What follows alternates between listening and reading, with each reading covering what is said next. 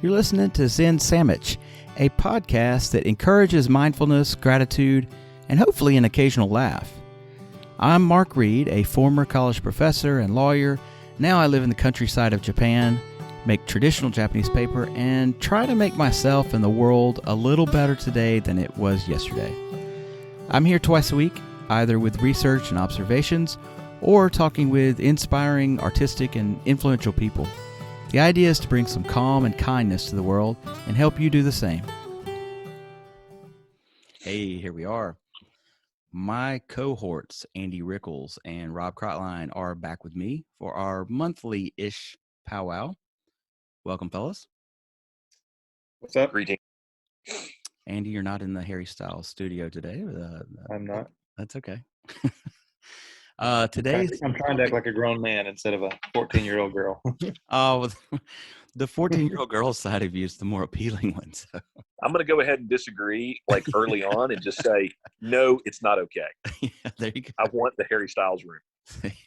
So yeah, this is why I like to have Rob in on these conversations. He's there to back me up on the important issues. Today's topic, though, is not Harry Styles. It is media. And while we have discussed this topic before in relation to conversations we've had on political issues, I want to put the spotlight directly on media today, or perhaps more importantly, our relationship to it as the public, as in how much responsibility do we bear? So it's easy to point our fingers at this news source or that news source and say, hey, you're biased. Well, yeah, we're biased because you are buying us. We, the media, are the supply side, and you, the consumer of the media, is the demand side of this business model. So, of course, we get a Fox News or an MSNBC or a CNN out of all this. Thing is, we can't really regulate it either. I mean, in terms of governmental regulation, and we can set certain limits like libel and slander. But otherwise, we have a free press and we have freedom of speech. And no one wants government-controlled media like Pravda in Russia or North Korean-controlled media or tightly restricted press like in China. So what do we do? That's the topic today. And, we talked before about where do you get your news source, but maybe someone listening is hearing us for the first time and they don't know what we said. So we'll start there and we'll go further.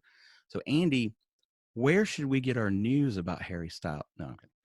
Where do we go for news? Where do you go for news? Well, me personally, and we've just, like you said, we've discussed this before. If I need like actual news and not spin, NPR is a very accessible and easy. I listen to it in the car. It's easy to access online. I think we've all mentioned the BBC stuff that. It's easier to say what I want, where I will not consume news, and that is the 24 hours news channels. Just because I think it's hard. I think it's impossible for those to be anything other than spin and opinion couched as news. But if you change the name from Fox News to Fox horseshit opinions and racial dog whistles, then it's not going to be as easy. Then I might watch it. Yeah, for your boomer parents to consume that or whatever. Right. So I would say it's almost, besides NPR, anything that's not based here, like the BBC or Reuters or anything like that, it seems to be a little bit more neutral.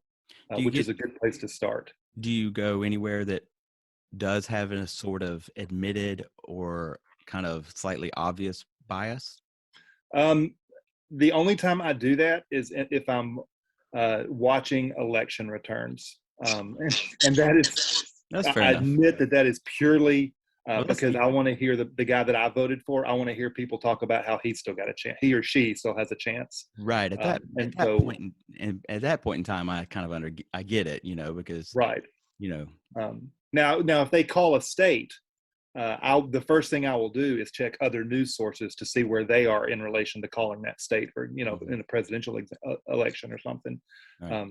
Just because even then I don't trust that if it's good news or bad news, that it's actual news and not them trying to be the first. But Yeah, I mean, but to me, that's like, listening to Eli Gold when you're watching Alabama football. You want somebody that not that is on your everybody's side and not is going to everybody's call going to the other get that guy turd.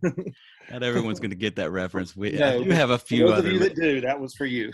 I do have a few other listeners outside of the state of Alabama, but few international listeners. But that's okay. I get that reference. And Rob, where do you get your news? Well, I really get it all over. I'm fairly comfortable with the sensitivity setting that I have on my bullshit meter, and so I don't self-censor too much. I don't mind going to CNN, New York Times, even though those sources are hopelessly biased. CNN, if you go to their website, they will clearly label certain articles opinion, which is great. Good for you. Yeah. The problem is that they will also label certain articles analysis. And of course, the implication being what that should be is that should be presenting some news and some analysis and then providing some context to it. That's the way I would view that. Unfortunately, what they do is those analysis pieces are absolute piece of crap hit pieces. I mean, that's straight up opinion being presented as analysis. That is the problem. Now, that is the with, issue. with that said, I'll read that stuff solely for the purpose of seeing like what is the other side's perspective on this. I like to be made sort of uncomfortable when I'm, kind of digesting things. And I think I also use the main news sites as sort of a summary board. Like, they're great because they have so many resources as far as, you can look at their mastheads, you can look at their headlines and kind of get a sense of what's going on in the world, but then go and find, the actual source material yourself. I go to a lot of kind of wonky, geeky, foreign policy and military type news sites. Shocker. And, because a lot of times these are folks that are out there doing the stuff, right. And they are just writing blogs about it. And, you get diplomats, you get, kind of guys that are, security contractors, and they're stationed over in, Iraq or Syria or Afghanistan, and they're talking about stuff that they see. That source material, we've probably never had a better time with the internet being the way it is, that you can actually get to people that are on the ground somewhere, and they are independent journalists. There's a guy named Emil Gessen. I don't know if y'all ever heard of him. He is a former British soldier, former British paratrooper, and he has gotten into, journalism, and he does documentaries, and I follow him. He's been in Syria, he's been in Palestine, a lot of different places, and his stuff is, pretty bias free. It's observations on the ground somewhere. I love that stuff. I love being able to, get just straight up observation, straight up source material. And when you put that in context with,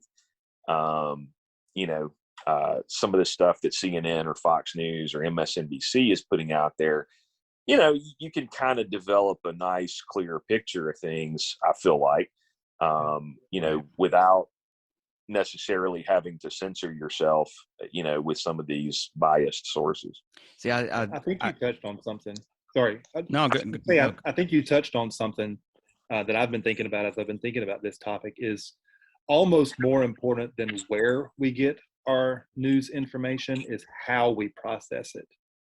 There is an astonishing lack of critical thinking when it comes to how, like, the American populace consumes media, and that's something you have to do on your own. You guys have been lawyers. I have a background in philosophy, so I've taken logic courses, so I understand. I can see the bones of an argument and recognize fallacies because I've been trained a little bit too, and most people haven't. but it's just so obvious, like those analysis pieces you were talking about. It's just, the headline says one thing, and you start looking for things that confirm that headline, and you realize it's just sort of horseshit, right? Like there's nothing in there, or it'll say, this person said this thing, and then you read the article and you read their quotes, and they didn't say that thing.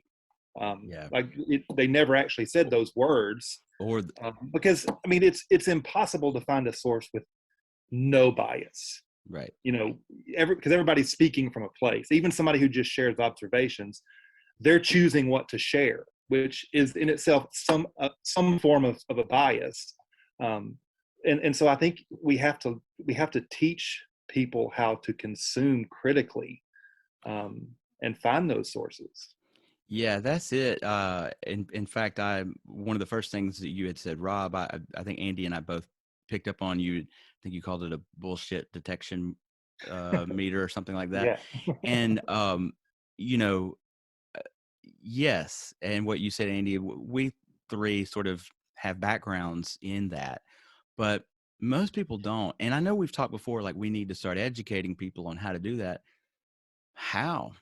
I mean, how do you get people, to start thinking critically, especially, let's say we're talking to somebody who's in their 40s and they're like, I'm not going back to school to learn how to learn critical analysis.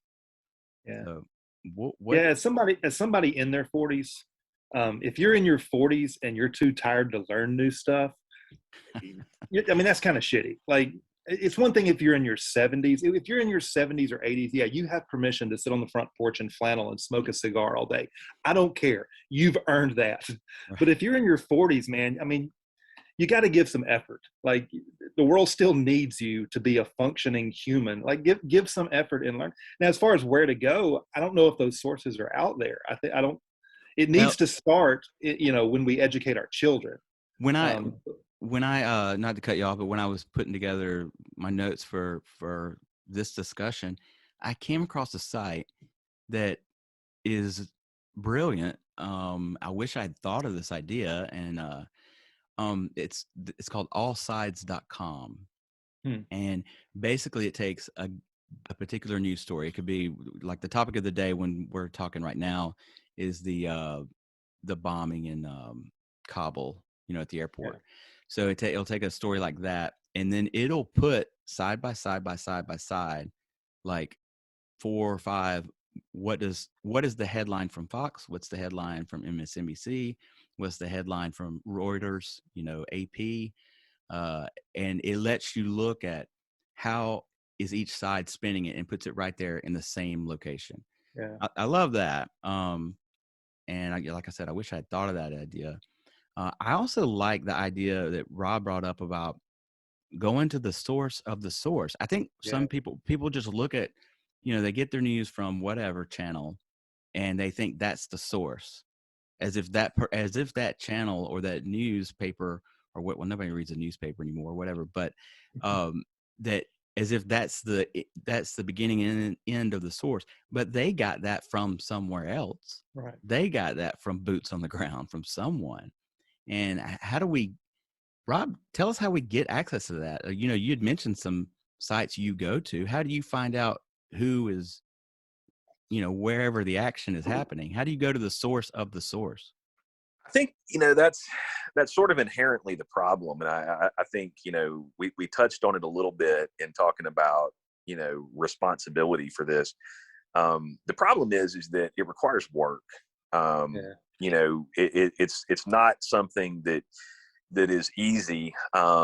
It's interesting to me.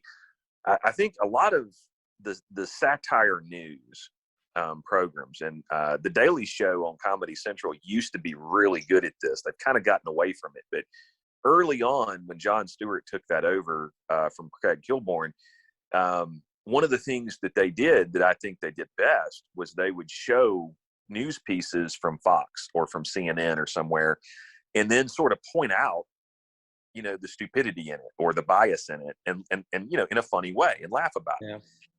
John Oliver is extremely good about that. On his an HBO show last week tonight. Now the problem is that, like you just mentioned, there's bias everywhere. And so, you can get a little bit of bias from Jon Stewart and John Oliver. And, I mean, John Oliver's biased. He's left. There's no question about that. Oh yeah. Yeah. But man, but they're still very good at showing bias somewhere else. Yes. In other news. And so, I think going back to an earlier question about how do we train how do we build up that bullshit detector? A really simple way and kind of a fun one is to watch some of these shows, and they'll do it for you, and that's a good example to have. But the unfortunate thing, if you're actually going to go and try to find the source, you got to be out on social media, and you've got to do a little research, get beyond just scrolling through your news feed and your echo chamber. You've got to search for stuff. And, so one of the things I've done is when I see something on the news, and, I may pick it up from NPR or BBC or CNN or whatever, when I have a minute or two, I'll go look for posts about that on Instagram or Facebook or whatever. Yeah. And, now you have to deal with a lot of BS, and this is where the work comes in is, there's a ton of people posting things that's just crap. But, if you do this enough and you kind of get practiced at the search terms, and you can kind of weed through the memes and the right. goofy stuff, you can actually find, people that are on the ground doing these things, in these places. And, and I think the other thing that we all need to be better at is purposefully seeking out the other side. Yeah. I agree. 100% I agree with that. I tend to be, I lean conservative, internationally, foreign policy wise, I have certain opinions. And, one of the sites I follow is called Middle East Eye. And this is a sort of a, Al Jazeera type, it's a very pro-Arab, pro-Palestinian type news source. But, in many ways, if you know that, go into it understanding that there's still some good news there, because they can tap into and they can reach people on the street in Gaza and, in places where you're not going to hear that perspective from Fox News. And, you kind of have to build your own mosaic of, right. Like, I'm going to look at this site that's I don't necessarily agree with what they're spinning, but I want to hear the news. I want to hear the information that they can provide. And if you're open-minded enough and resilient enough to do that, you can get some fantastic perspectives. I agree. And however, the only small obstacle here is that some people, like, let's say I'm talking to a lefty and I say, hey, you need to actually go listen to Fox sometimes, to see what they're saying, to try to understand their rationale. Maybe there is some logic to what they're saying and why they're saying it. The only problem is, okay, that lefty will go over to watch Fox and spend the whole time just screaming at the TV because, like, that's bullshit, and it just fires them up more on, it just makes them more left almost, because the bullshit is so thick. Right. Well, you have to be a little more specific probably when you tell them what, you can't just say, go watch Fox News. Go watch Tucker Carlson. Right. If they turn it on during Tucker Carlson, there is nothing of value there. Zero. Like, that's not news. It's not rational opinion. It's just a white guy, like, yelling about shit. Like, there is no value in that at all. He had to admit that. I will qualify that and say that you should never watch any of these channels. When I say go to Fox News or go to CNN, I mean go to their website and read the pieces. Yeah, the talking heads, there was nothing edifying or useful from any of those people on any of those channels. On either side. Look, you absolutely I point my finger at Rachel Maddow. Like, she almost makes like, I will go into agreeing before she starts talking. Like, I'm already on her side on an issue. And then it's so slanted the way she's presenting it. It makes me, it kicks up that devil's advocate brain that I have. And I start countering, and I'm like, you're actually moving me further to the right because of how crazy the danger about those talking heads on the left is they've learned how to be nicer about it. Fox News, they don't care. I mean, they'll scream whatever, but MSNBC. But you're right. Yeah, there's this air of intellectuality on MSNBC, right. But in truth, they're just doing the same kind they of really are. P.T. Barnum bullshit. Yeah, yeah. And I have I'm fairly well versed in like religious deconstruction, not just from my own, but just in following that online, and a lot of that has played out on like Twitter. But it has involved hearing from sources of people that have been hurt by churches or whatever. And in some ways, I think that we almost need to, as a society, deconstruct from the way that we consume media. Like, we have to start asking difficult questions about everything that we watch. I think there are some on both ends of the spectrum that we should just throw out. Yeah. OAN news, like, just don't ever watch those. Like, there's nothing of value there. But we have to reevaluate how we watch and consume those, and demand answers from in truth from them. I really do like this notion of sort of grassroots reporting that Rob has been talking about. Like, find the source of the source and get your information that way. That's fine for, say, fires in Greece or an earthquake in Japan. What do we do when blatantly false information comes from, I'm not trying to go into politics here, but Marjorie Taylor Greene has been a vocal proponent of masks don't work.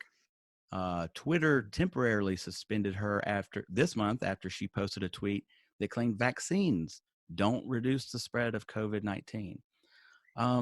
What the fuck? I was going to try not to swear as much this episode, but what the fuck do we do with that? I'll tell you what we do. The answer to bad information, and this is what irritates me to no end about media, social media, and efforts to things. The cure for bad ideas is good ideas. The cure for false information is truth, and that's it. And look, there are going to be people that disagree with things and don't accept the truth. And I think for some reason we've gotten to a weird place in society where people somehow care what people think, and it drives them crazy that there are Marjorie Taylor Greenes out there, or anti-vaxxers or whatever. And we honestly, we got to get back to a place where we just say, I don't give a shit what you think. This is the truth. Let them spout their nonsense. I'm sure there's probably, I don't know if you guys have ever read Game of Thrones or anything, but there's a great line from one of the characters in there, Tyrion Lannister, and he says, if you cut out a man's tongue, you don't prove him a liar. You simply prove that you're scared of what he's going to say. And I think that's what inherently bothered me about when they, censored Trump, took him off the platforms and everything. Now, I mean, let me be clear. 99.9% of the nonsense Trump says is just straight up idiocy that, I would be angry if my 13-year-old said it. But, by God, he has a right to say stuff. And I don't think if you censor him, you only empower him. You make him a martyr. But to be clear, he's not censored. He just can't tweet. So, that particular platform said you can speak, but you can't speak here. You can't. When you let 99% of everybody else in society speak using that platform, but not this person, then yes, you are censoring that person.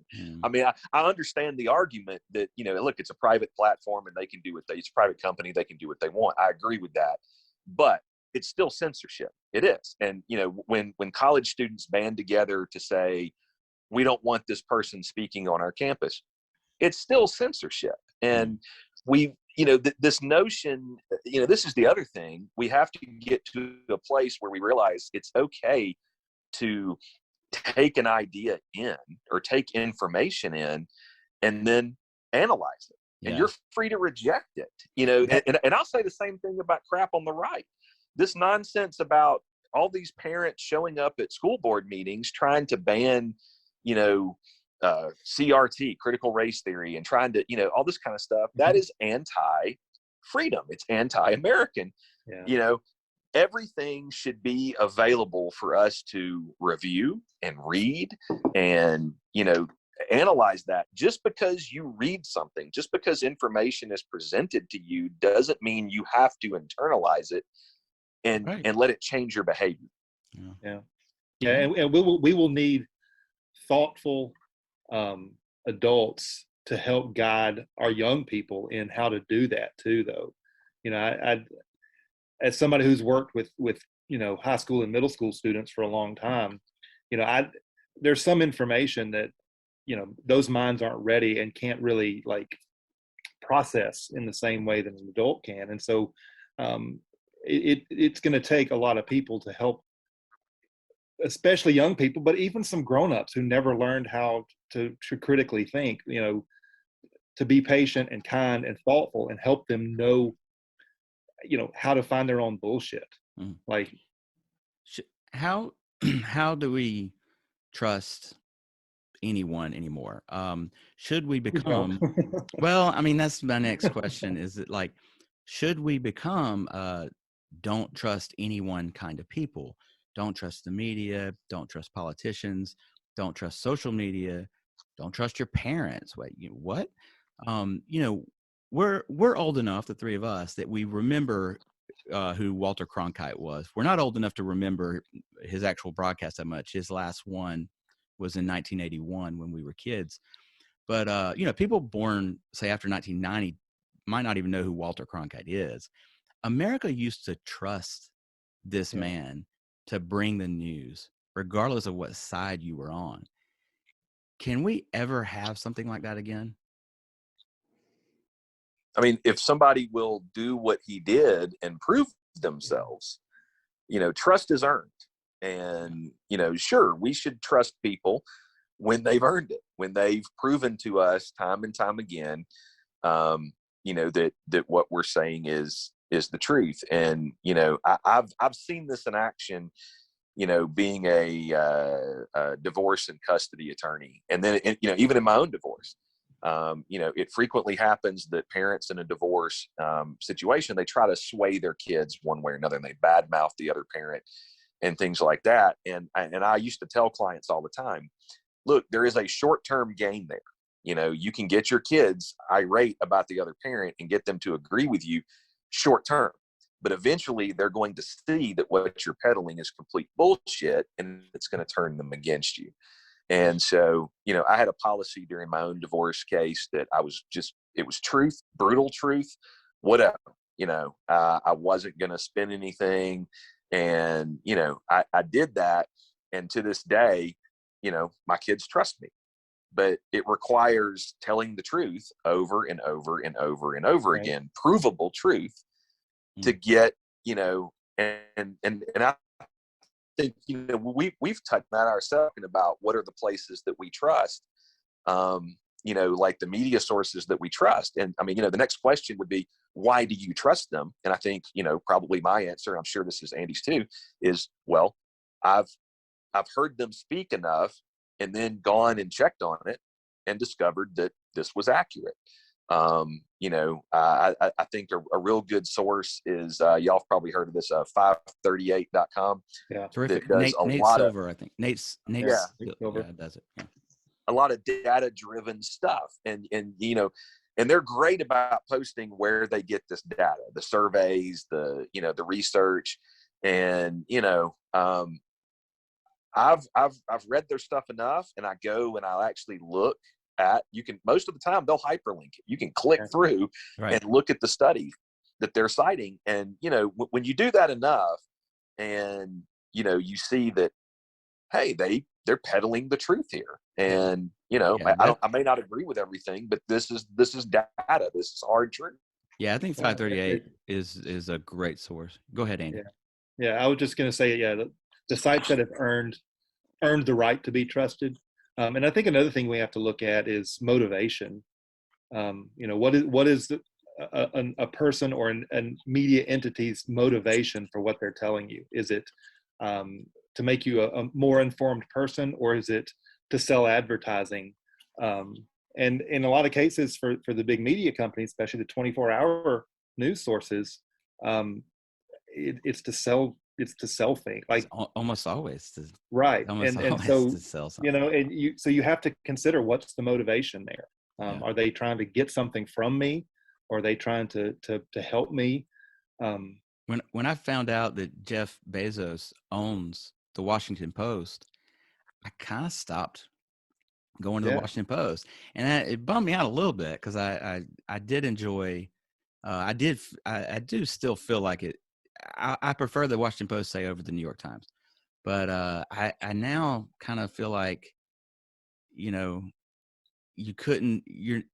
it's not a completely unbiased. I mean, I guess I already knew that Washington Post wasn't totally unbiased. It obviously leans left, but anyway, final words. Let's be positive. Let's try to take us out, put a positive spin on this, to spin our own news here. So what is the good news for us? How can we feel better about our situation? I guess the thing I came up with, and then you guys can chime in, is that we're free to have this discussion at all. That's a bonus. We do all have access to the internet, and whether you want to slam Twitter or not for censorship, the internet itself is obviously not controlled. You can sell Marxism there. You can sell Islamic fundamentalism there. You can sell flat earth theories there. You can even sell and buy drugs there, or so I'm told. So we have the internet. It's a double-edged sword, I know, but we do live in a time where, well, as we talked about today, that you can actually go find the source of the source, or the source of the source of the source. You can go find out, where did this information come from? So that's a good thing, I think. So I think so too. It democratizes voices in a way to where if a critical mass of people realize the power of that, and the power of everybody having a voice, then the people that will suffer the most are those in power. They're the ones who stand the most to lose, which is an exciting thing. Like that's a good thing, I think, is that it can lead to real change, because the information's out there and everybody has a chance to access the same stuff in a way. Rob, any positive words? I could just no, decline. Yeah, you know what? Yeah, Grandpa Simpson of our group has nothing to say. I got to be, the devil's advocate in me just can't stand it. No, I really, I do not trust my fellow man to go to this effort. I agree with you there. That probably the three of us are probably in like a 2% bracket somehow of being willing to put in the work and engage with things that we don't necessarily agree with. And I just don't believe that most people are going to go to that effort. I'm sorry to cut you off in your final speech, but I'll let you have the last word. But you have highlighted here that it is work, and when you said that, I had written down a note for myself about, there are now fact checkers. I mean, there have been fact checkers for a while. Snopes.com's been around for a long time. Yeah. But now people will point their finger at the fact checkers and say, well, the fact checkers are biased. How do you know? How can you trust your fact checker? Yeah. Well, and the question. Well, I tell you, you need to be the fact checker. The question for me, based on what you said, Rob, is I tend to agree with you. I think that we're in a small minority of people who want to and are willing to do the work. The question for me is, how do we change that? And maybe that's a topic for another podcast. But how do we get more people to see what we see? And not that we have all the information in the world, far from it, but how do we get more people to be engaged in a way that does lead to critical thinking and a more hopeful way to engage with media and everything. There you go. Rob, any last thoughts? I don't know. You said enough already, Rob, I think. I'm kidding. Go ahead. You were hesitant there, and I was going to get you off the hook. Go ahead. If you do have something. Well, no. I will say I think the information revolution that has occurred over the last 25, 30 years is one of those just massive events in human history that is going to take a really long time to shake out. Yeah. And I it's one of those things that, I'm not trying to be pessimistic, but I don't know that we'll necessarily survive it in an intact way. I think, we're probably looking at, this being one of those pivotal moments in human history where in 100 years, we're not necessarily going to recognize like our society or possibly even any other, because it's drastically changing how we relate and how things work. And, it's just when you're in the middle of it, you can't see the end of it. And, I'm not saying it's going to be bad. This could end up being a wonderful thing, that we could come out of this and be closer than ever to some sort of utopia. But, it could also lead to a whole bunch of wars and bad stuff too. So, there you go. Well, we'll end on that. The information apocalypse. So, there it is. It has been an enlightening conversation, fellas. As always, I really appreciate it. If you're listening or watching on YouTube and you think it's an enlightening conversation, you'd like to hear more, go to patreon.com/Zen Sammich and throw us a couple of bucks. And and we'll have more just like this. Thanks again, guys. I appreciate it.